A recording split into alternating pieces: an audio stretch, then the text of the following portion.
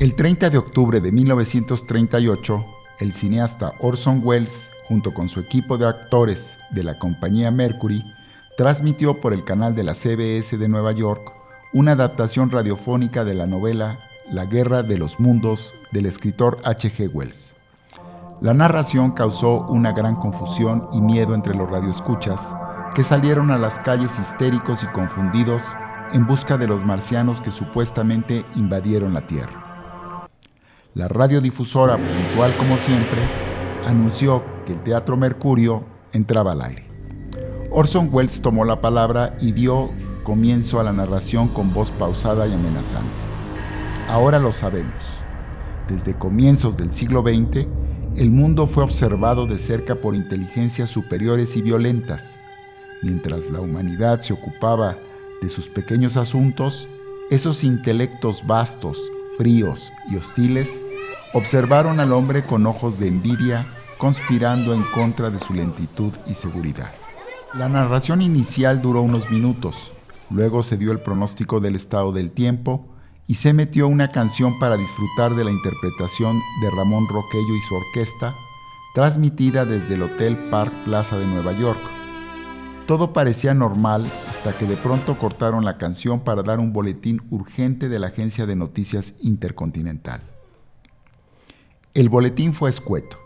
El profesor Farrell del Observatorio de la Ciudad de Chicago observó explosiones ocurridas en la superficie de Marte y según los análisis hechos con un espectrómetro, se trataba de explosiones de hidrógeno dirigidas hacia la Tierra.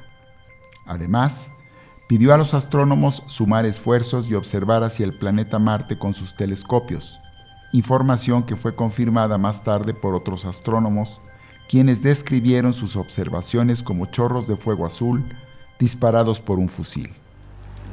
Minutos más tarde comenzó una transmisión desde el observatorio de Princeton, donde el periodista Carl Phillips entrevistó al astrónomo Pierson, que también observaba en ese momento oleadas de fuego en el planeta rojo dirigidas hacia la Tierra. Con ánimo tranquilizador, el científico consideró que no había nada extraño en ellas. De pronto, su plática sobre el planeta rojo se interrumpió por la llegada de un mensaje para el doctor, en el que se le notificó de un sismo provocado por la caída de un meteorito. Tanto el astrónomo como el periodista se encaminaron al lugar de los hechos, donde descubrieron que no se trató de un meteorito, sino de un gran cilindro que resultó ser una nave espacial. En el lugar la gente estaba arremolinada para observar el extraño objeto que llegó del cielo. El periodista localizó en el tumulto al dueño del predio, testigo de los hechos del descenso de la nave espacial, quien aseguró que el fulgor de su trayectoria era cegador y provocó un estruendo como el de los fuegos artificiales.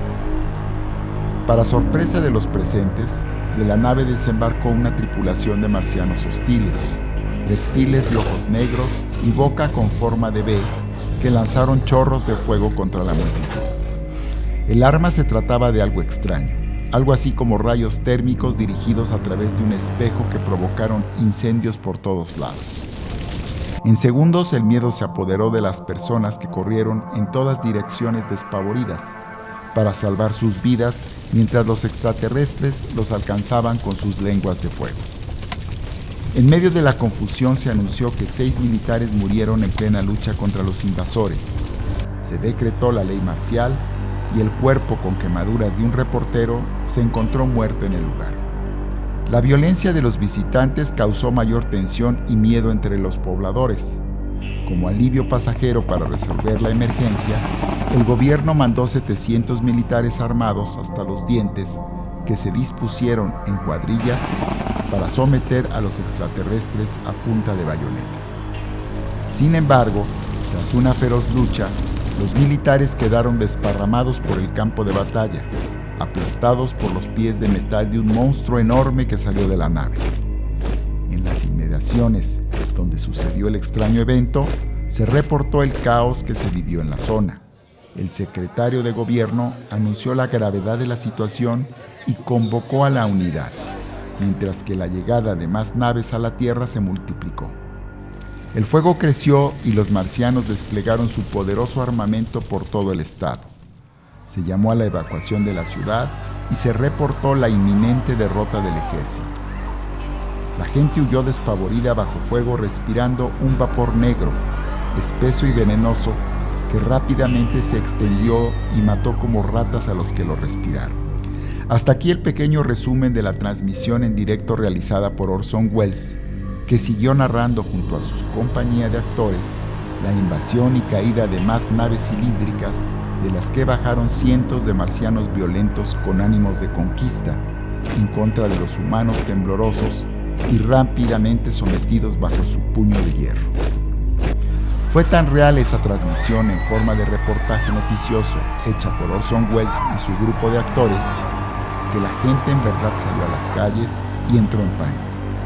Afortunadamente, en la vida real no encontró cilindros ni reptiles de dos patas lanzando rayos de fuego, y mucho menos al gigante metálico aplastando militares armados. La empresa sufrió demandas por haber causado la confusión, caos y miedo entre los radioescuchas, y se generó un gran debate en torno al programa.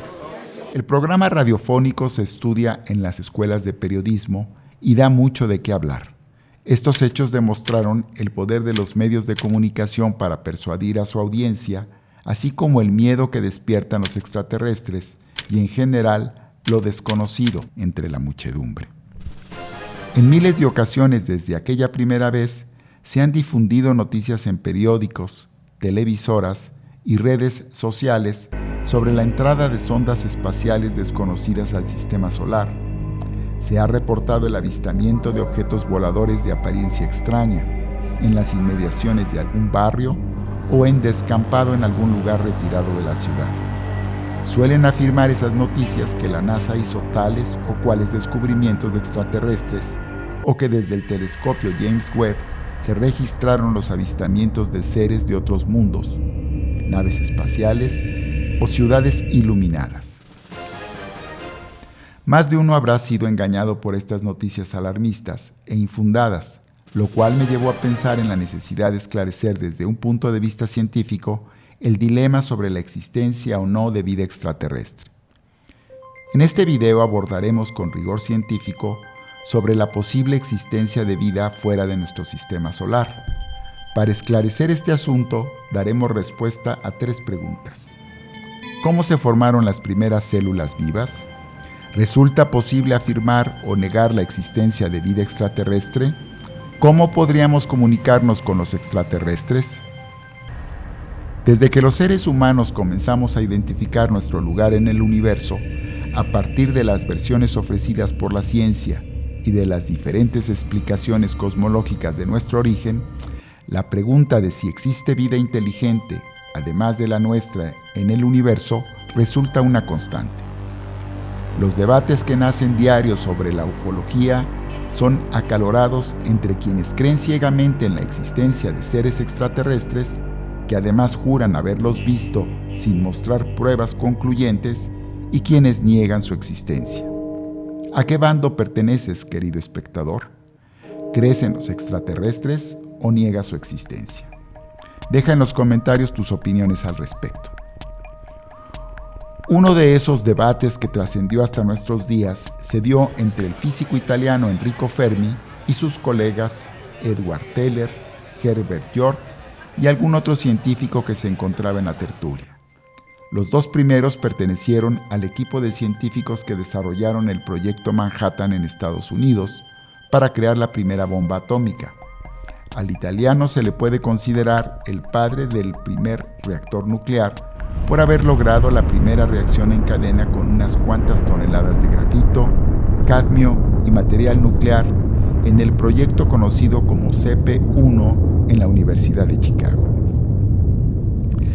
Más allá de sus credenciales como prominentes físicos, se cuenta que protagonizaron un debate en el año de 1950 en el que Enrico Fermi formuló lo que se conoce ahora como la paradoja de Fermi. Se dice que los físicos discutieron sobre informes de la supuesta existencia de ovnis y la posibilidad de viajar por el universo. En medio de la tertulia y con el objeto de destacar la falta de evidencia de su existencia, a pesar de la gran cantidad de planetas y el largo tiempo de la existencia del universo, Fermi preguntó: Pero ¿dónde están todos esos extraterrestres? Como todas las paradojas realizadas por físicos prominentes, esta quedó para la posteridad y ha sido resuelta en gran cantidad de artículos de todo tipo, desde los hechos por aficionados hasta los realizados por científicos.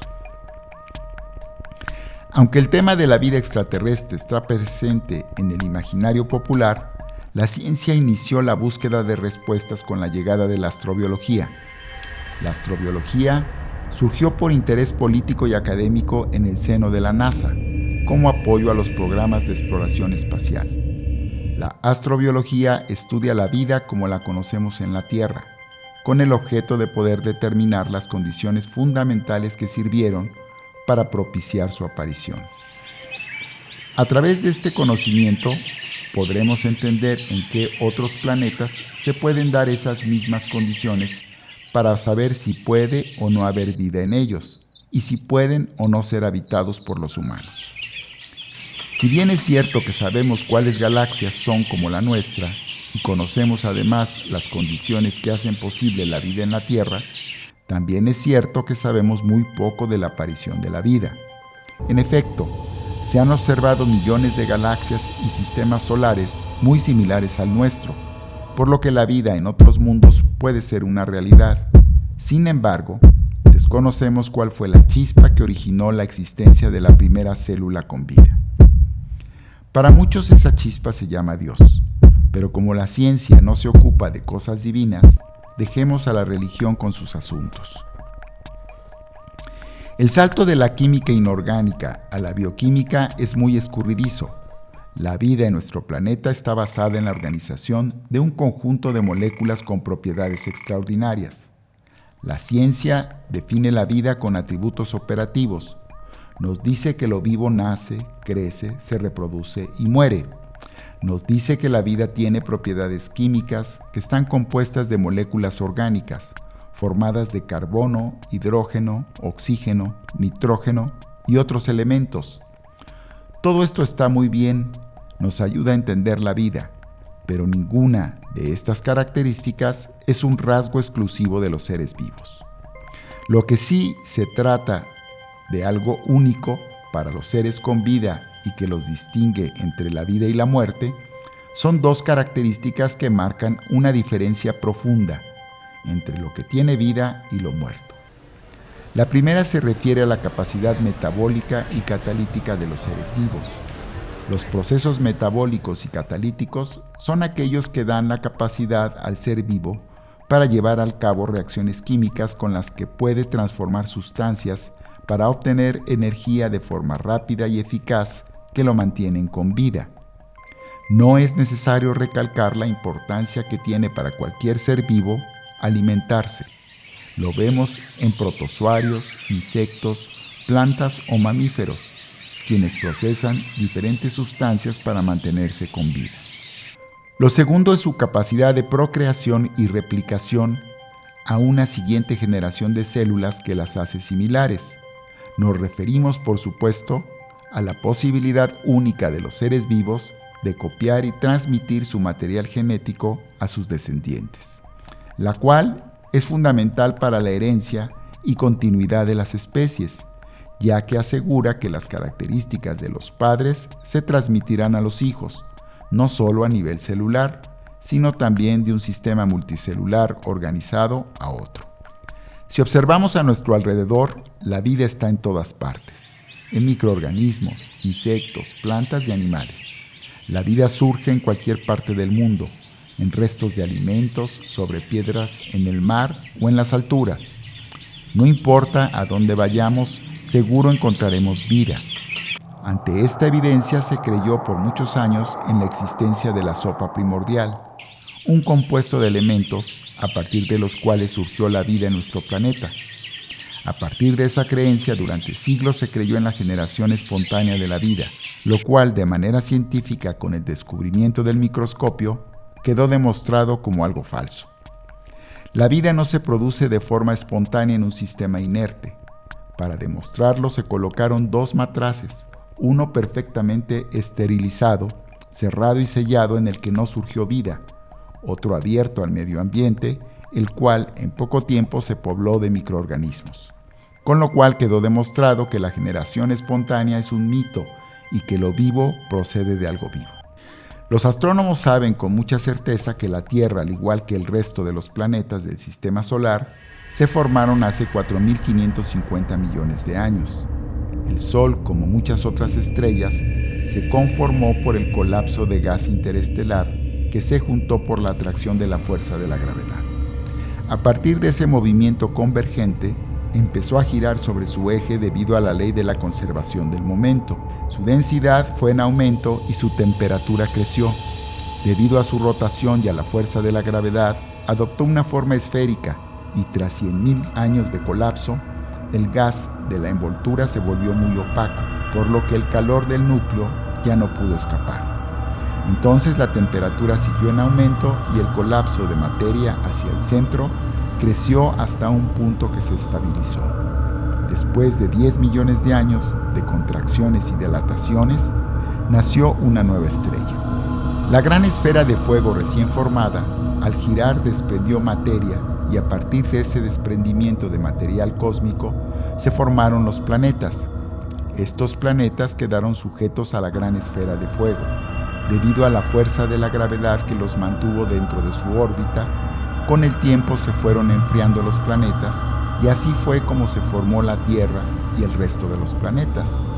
Nuestra Luna se formó por el impacto en la Tierra de un gran meteorito que desprendió un pedazo de material que terminó por formar nuestro satélite.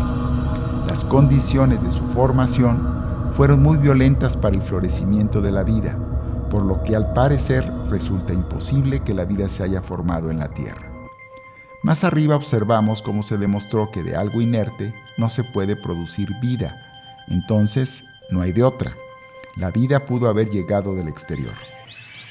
Existe una teoría que se le conoce como panspermia, palabra griega que significa sembrar en todas direcciones. Esta teoría propone que si lo vivo procede de algo vivo, esto implica que de algún lugar debió venir el primer ser vivo a la Tierra, el cual dio lugar al resto de seres con vida. Este lugar de donde vino la vida no puede ser otro que del espacio exterior. El postulado de la panspermia dice que la vida llegó en épocas arcaicas a nuestro planeta desde el espacio exterior, gracias a los meteoritos u otros objetos que colisionaron con la Tierra. Estos objetos celestes transportaron pequeñas células vivas que fueron depositadas en nuestro planeta, a partir de las cuales se formaron los primeros seres vivos más complejos y a lo largo de millones de años evolucionaron hasta las formas actuales de vida. Bien mirada, esta teoría no suena tan descabellada. Las bacterias son organismos muy resistentes. Pueden encapsularse y soportar condiciones adversas como las que implica viajar por el cosmos. Permanecen en un estado latente hasta que las condiciones del entorno se hacen favorables y en algún momento pueden iniciar procesos característicos de la vida. Se ha puesto a prueba la resistencia de las bacterias en situaciones extremas y los científicos coinciden en que pudieron soportar condiciones de vacío, altas radiaciones y temperaturas de congelación propias de un viaje en el espacio exterior. Los astrónomos Fred Hoyle y Chandra W. defendieron la teoría de la panspermia, afirmaron que los meteoritos llegaron con vida y aseguraron la existencia de polvo en el universo con vestigios de vida. Afirmaciones que años más tarde fueron refutadas. No hay pruebas concluyentes que demuestren la existencia de vida en meteoritos que hayan caído a la Tierra o en el polvo estelar encontrado en nuestro sistema solar. Mucho menos que del exterior haya llegado la primera célula viva que originó a la raza humana hace millones de años. Afirmar lo contrario es un asunto más de opinión que de ciencia, debido a la imposibilidad de comprobarlo y a la falta de evidencia. Si concedemos que la panspermia proporciona una buena explicación del salto en la Tierra de la química a la bioquímica, la verdad es que no la explica. Con todo y los adelantos de la ciencia, no se puede explicar cómo se originó la primera célula viva, ya sea en la Tierra o en algún otro planeta. Solo transfiere el problema de la Tierra a otro lugar del cosmos. y la pregunta sigue ahí como algo de respuesta inexplicable. A la pregunta hecha al comienzo del video sobre cómo se formaron las primeras células vivas, afirmamos sin dudarlo que no se tiene una contestación científica por el momento. La ciencia no puede explicar cómo se formó la primera célula con vida que originó al resto de los seres vivos. La respuesta a la pregunta ¿resulta posible afirmar o negar la existencia de vida extraterrestre? Sin duda podemos afirmar que tampoco tenemos una respuesta científicamente comprobada de su existencia. En todo caso, si hubiera millones de planetas poblados, como afirmó y preguntó Enrico Fermi, ¿dónde están todos esos extraterrestres? Ahora bien, si suponemos que sí existe vida extraterrestre fuera de nuestro sistema solar, ahora habría que responder, ¿cómo podríamos comunicarnos con los extraterrestres? Uno de los científicos más entusiastas que se dio a la tarea de dar esta respuesta fue Frank Drake, que nació en Chicago, Estados Unidos, el 28 de mayo de 1930 y murió el 2 de septiembre del 2022 en California. Estudió física en la Universidad de Cornell y realizó un posgrado en astronomía en la Universidad de Harvard. Desde joven se entusiasmó con la idea de la existencia de vida extraterrestre y durante años buscó la forma de comunicarse con esa vida exterior. Frank Drake trabajó desde 1958 en el Observatorio Astronómico de Green Bank en Virginia. En el año de 1960 condujo el primer experimento encaminado a buscar vida extraterrestre, llamado Proyecto Osmo. Este proyecto llamó la atención de la Academia Nacional de Ciencias y encargó a Drake realizar un taller sobre comunicaciones interestelares, al que asistió Carl Sagan y el Premio Nobel de Química Melvin Calvin, entre otros destacados investigadores. A las señales enviadas de la Tierra hacia el universo en búsqueda de comunicación con los extraterrestres se les conoce como tecnofirmas. La más eficaz forma de producir una tecnofirma es a partir de las ondas de radio por la velocidad que alcanzan para llegar a su destino. Pero no vayamos tan rápido, expliquemos primero de qué se trata la fuerza electromagnética y por qué podríamos entablar comunicación con los extraterrestres a través de ellas. En física se conoce como fuerza electromagnética al espectro completo de los distintos tipos de radiación electromagnética, desde los rayos gamma, pasando por la luz visible y hasta las ondas de radio. Esta radiación, de acuerdo a los estudios de Albert Einstein y de otros científicos, se puede describir mediante el modelo ondulatorio, conocido como ondas electromagnéticas, y a través del modelo corpuscular de los fotones, que son cuantos de energía. La velocidad de la luz en el vacío es constante y, según los últimos cálculos, es de 299.700 kilómetros por segundo, la cual, según la teoría de la relatividad, es una velocidad tope, es decir, que la energía no puede superar esta velocidad al transmitirse de un punto a otro. Pero además, la teoría de la relatividad demostró que ningún objeto material puede siquiera acercarse a la velocidad de la luz. Volvamos al asunto que nos ocupa sobre la posible comunicación con los marcianos. Sabemos que casi toda la información procedente de los objetos astronómicos que constituyen el universo observable se obtiene de la radiación electromagnética. Si existe vida inteligente en el exterior, seguramente estudian el universo a través del espectro radioeléctrico, como lo hacemos aquí en la Tierra, por lo que podrían detectar las tecnofirmas y, con suerte, hasta descifrarlas. Ahora veamos más de cerca hacia dónde debemos dirigir esas tecnofirmas, es decir, echemos un vistazo hacia el universo. Nuestro sistema solar se encuentra dentro de la galaxia llamada Vía Láctea. Las galaxias, para su estudio, se organizan en grupos unidos por la fuerza de la gravedad. Estos grupos lo forman unas 100 galaxias. Las estructuras más grandes, llamadas cúmulos, pueden contener miles de grupos de galaxias. Los cúmulos se pueden organizar en supercúmulos, los cuales no están unidos gravitacionalmente. Supercúmulos, espacios vacíos, muros de galaxias, agujeros negros y otras estructuras a gran escala forman la red cósmica infinita de materia en el universo. Resulta inimaginable el tamaño del universo y la realidad es que siempre habrá algo más después de los límites que podamos imponerle. La Vía Láctea es una galaxia espiral con un disco de estrellas que abarca un diámetro mayor al menos de 100.000 años luz. Un rayo de luz que viaje de extremo a extremo de la Vía Láctea tardaría 100.000 años en recorrer su longitud. La Tierra se encuentra en uno de los brazos espirales a mitad de camino entre el centro y su orilla. Nuestro sistema solar tarda alrededor de 240 millones de años en orbitar una vez alrededor del centro de la Vía Láctea. Sagitario A es un agujero negro supermasivo ubicado en el centro de la Vía Láctea, a unos 26.000 años luz de distancia de nuestro sistema solar, que se traslada a su alrededor. Desde nuestra perspectiva, la Vía Láctea parece una banda lechosa de luz que se arquea por todo el universo y se encuentra dentro del vecindario con otras 50 galaxias llamadas Grupo Local, las cuales existen desde la más pequeña, con millones de estrellas, hasta nuestra vecina, la galaxia de Andrómeda, con miles de millones de estrellas. En 1974, el astrónomo Drake transmitió un mensaje codificado en ondas electromagnéticas hacia el espacio profundo y se esperaba que en 25.000 años llegara a una zona de nuestra galaxia conocida como Cúmulo Globular de Hércules, donde posiblemente haya vida inteligente. Pero estudios posteriores determinaron que dicho cúmulo, al estar en movimiento, nunca recibirá el mensaje.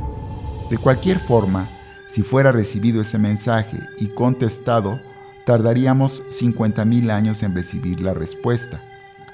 El tamaño inconmensurable del universo y en consecuencia el tiempo que tardaría en llegar una pregunta y su posible respuesta es el primer inconveniente para comunicarnos con ellos. Otro inconveniente que se presenta son los obstáculos que pueden interferir con la radiación electromagnética para su propagación. Veamos estos obstáculos más de cerca.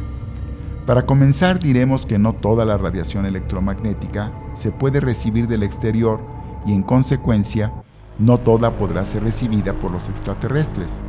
Aunque la radiación electromagnética procedente del espacio abarque todo el abanico de frecuencias, desde los rayos gamma hasta las ondas de radio, no toda la radiación que llega a la atmósfera de la Tierra puede entrar hasta su superficie, pues gran parte de ella es absorbida por la atmósfera.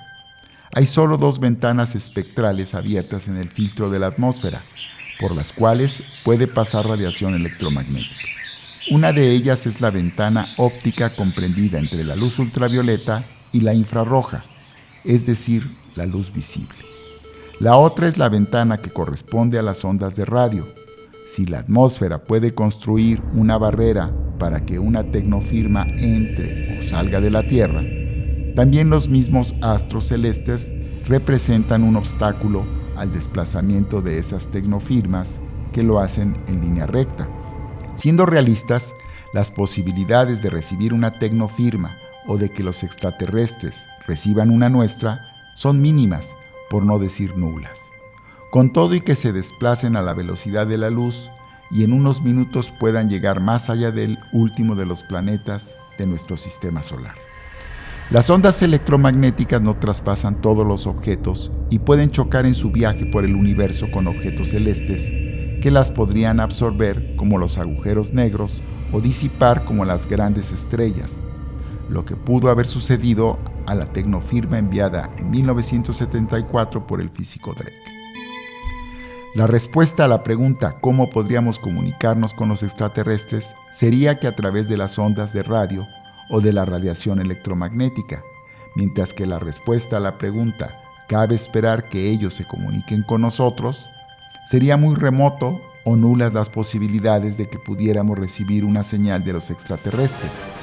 En ocasiones, la prensa amarillista asegura que hay registros de tecnofirmas, pero invariablemente más tarde se demuestra que las ondas electromagnéticas registradas provienen de algún artefacto hecho por el hombre.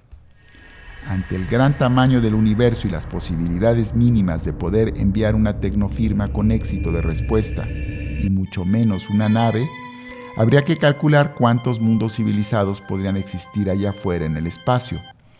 Para realizar esos cálculos, el astrónomo Drake dividió el problema en 7 factores determinantes, con los cuales se podría calcular en cuántos otros planetas, fuera de la Tierra, podrían existir mundos civilizados. A partir de estos factores, dedujo una fórmula que lo hizo famoso y que se convirtió en la columna vertebral de los siguientes estudios elaborados por científicos especialistas para encontrar vida inteligente fuera de nuestro planeta. Para llegar al resultado, Drake multiplicó entre sí distintos factores a los que asignó parámetros como la tasa promedio de formación de estrellas, la fracción de estrellas que tienen planetas, el número de planetas en los que podría haber vida y algunos otros. Junto con su equipo de investigadores determinó que hay un 10% de probabilidades de encontrar planetas susceptibles a recibir e identificar tecnofirmas en nuestra galaxia. En la actualidad se han hecho valoraciones distintas de estas variables y se ha determinado que pueden haber muchas más o muchas menos civilizaciones con posibilidades de detectar nuestras tecnofirmas. Lo cierto es que los parámetros empleados por Drake son muy variables y nos falta mucha información para poder determinar con exactitud alguno de ellos para cuantificar las civilizaciones que están aptas para enviar o recibir esa información. Otros científicos expertos en astrobiología han determinado que la ecuación de Drake carece de factores que son determinantes para el desarrollo de la vida inteligente, como la conocemos, es decir, que se pueden tomar más o menos parámetros para llegar a un resultado, lo cual es muy incierto. Por ahora, la fórmula de Drake no es ciencia. No puede representar más que un intento de medir algo imposible de comprobar de manera experimental y que por tanto no puede predecir con certeza ningún resultado en la vida real. Como es una pérdida de tiempo investigar en ciencia lo que no se puede comprobar, resulta absurdo seguir por este camino. No tiene ningún valor hacer una investigación que no puede ser demostrada y donde lo mismo da decir que hay 1 o 10,000 millones de planetas con vida inteligente, si jamás se podrá demostrar cualquiera de esas afirmaciones. El panorama puede ser desolador, suponiendo que hay vida y sin posibilidades reales de poder comunicarnos con esas civilizaciones. No obstante, todas estas contrariedades, existen científicos que no les importan los marcianos y si hay o no vida fuera de la Tierra. Investigar lo que hay en el universo es apasionante. A partir del último tercio del siglo XX y ahora en la actualidad, los telescopios como James Webb nos han abierto los ojos a un universo un poco más conocido. Cada día hay un descubrimiento nuevo, con los cuales nos acercamos un poco más a conocer de dónde venimos y hacia dónde vamos como parte del cosmos. En cuanto a la paradoja de Fermi, en realidad los extraterrestres pueden o no estar en miles de galaxias, pero aunque hubiera millones de planetas poblados de vida inteligente, no lo sabremos nunca. Es ciencia lo que se estudia a través del método científico que refleja la realidad y se verifica de forma matemática a través de un teorema. Lo demás que se diga procede de un pensamiento que no es sistemático, lógico y que no se puede contrastar con la realidad. Soy Ricardo Pineda Tirado, autor del libro Matemática, Relatividad y Cuántica, Teorías Revolucionarias en Ciencias, el cual puedes comprar si tienes interés en estos temas o si deseas ayudar a este canal. Te dejo en la descripción del video los links donde lo encontrarás o manda un correo electrónico y con gusto te atenderé. No olvides dejar en la sección de comentarios tu respuesta a la paradoja de Fermi, tus comentarios o preguntas. Suscríbete al canal, comparte el video y dale un like. Con ello ayudarás a su desarrollo para que más gente tenga acceso a este video. Agradezco a la plataforma de YouTube por las posibilidades de permitirme subir este video y a ti, querido espectador, por haber llegado hasta el final. Gracias y hasta la próxima.